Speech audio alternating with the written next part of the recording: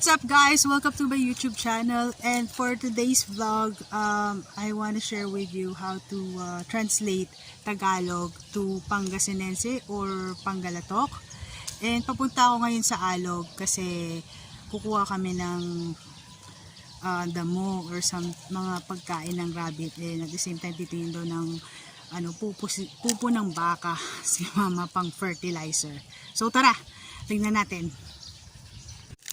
Alright, actually napansin ko magmula nung gumawa ko ng first video and then second video na mention ko ng paulit-ulit ang alog.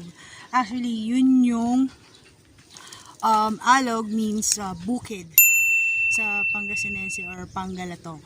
So ngayon, nandito ako, kasama ko si mama ulit, mag-iikot, kukuha ng poops ng baka at saka ng pagkain ng rabbit.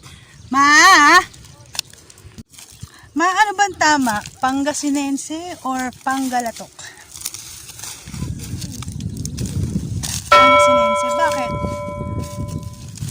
Binibili po naman pagkakagalit. Ano na? So, ayun nga, sabi ni mama, mas mabuting sabihin Pangasinense kaysa Panggalatok. Hindi daw tama sabihin na Panggalatok. So, pag nasa Pangasinan ka, ang lengguwahe nila is Pangasinense. Ang init. Anong sa Pangasinan ang mainit? Amputang. Eh, ang malamig? Ambuter. Ambuter.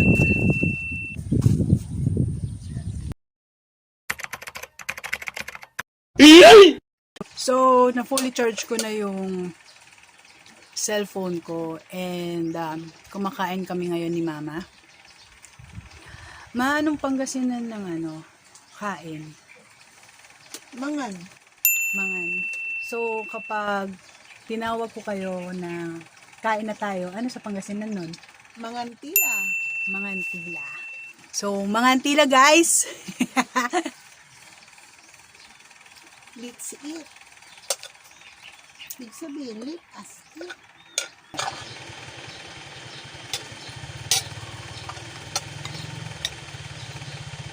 So, pag may gusto akong tanungin, like for example, Sino?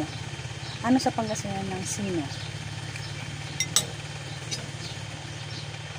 Ito lang mo, depende sa sentence. Hindi, ano muna, yung root word muna, Sino? Supa. Syupa. So, ang Tagalog is Sino, and then ang Pangasinan niya is Syupa. So, sino ang tatay mo? Supay, tatay mo. Syupay, tatay mo. Mayroong Y, additional Y, supay, tatay. Syupay, tatay mo. Eh kapag ano sa root word ang ano?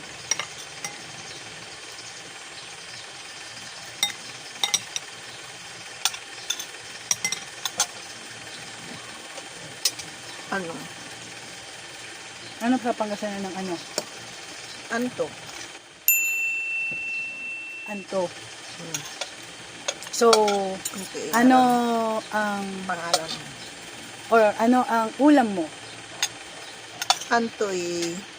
Ay, dapat na ano mo, yung simple muna.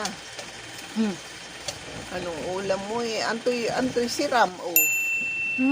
So, ang ibig sabihin, pag sira, ibig sabihin ulam. Oo. So, Mostly. So, Pero antoy ipangan mo, iba eh. Iba. Sira talaga eh. Kaya sabi ko, antoy pangalan muna. Halimbawa, antoy ngaran mo para ano. Halimbawa, kasi your question is anto.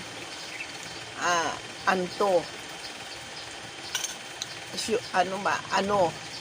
Pero pagka dagdagan mo ng may tanong ka nga kung ano yun, merong Y, dadagdagan mo ng antoy ngaran mo, anong pangalan mo, gano'n. Just the same as sinong tatay mo, supay tatay mo. So, pag anong pangalan mo? Antoy ngaran mo. No, anong pangalan ng tatay mo? Antoy ngaran na tatay mo? Antoy ngaran na tatay mo. Antoy ngaran na tatay mo. Kasi ulam mo ang sinasabi mo, may maraming meaning Pero normally ang talagang kolokyal na pananalita is Antoy. Anong ulam mo? Anong ulam? Antoy siram. That is always the Anong ulam mo? Antoy siram.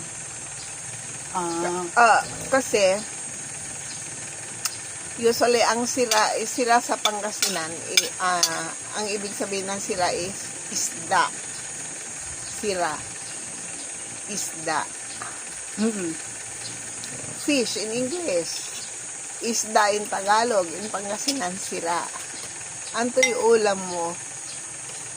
Antoy siram. Kaya ang tawag sira sa ulam. Sira. Siram. Antoy siram. Ganon. Antoy siram. Pero, ang ibig sabihin naman, antoy ipangan mo. Which is, ipangan is ulam. Pangan. Pangan. Depende sa paggamit. So, kapag sira, either meaning ulam or sira na meaning is isda. Oh, good thing. Pero ang normal niya talaga, ito sirayo. Anong ulam niya? Nagtatanong ka, anong ulam? Anong ulam niyo? Antoy sirayo. Ayun. That is the normal na pagsasalita. Antoy sirayo. Ay, kapag saan? Anong saan? Anong kapag saan? Ano naman ang Pangasinan ng saan? Inor. Inner. So, Saan saan? pupunta? Inursulaan mo? Saan ka pupunta? Inursulaan mo. Pero pagka saan kayo pupunta? Inursulaan nyo. Toyo. Inursulaan nyo. Pag saan ka pupunta, ikaw lang isa lang. Saan ka pupunta? Inursulaan mo. Gusto mo itong chicken? Gusto ko i-prito ba yan? Hindi, paprito na lang, mamaya. Tabang. Tabang kasi kaya lang asin. So, yun lang muna for today. And again, if you like this video, please don't forget to like and share this video, and don't forget to subscribe on my channel so you will also get updated on my next video. See you next time.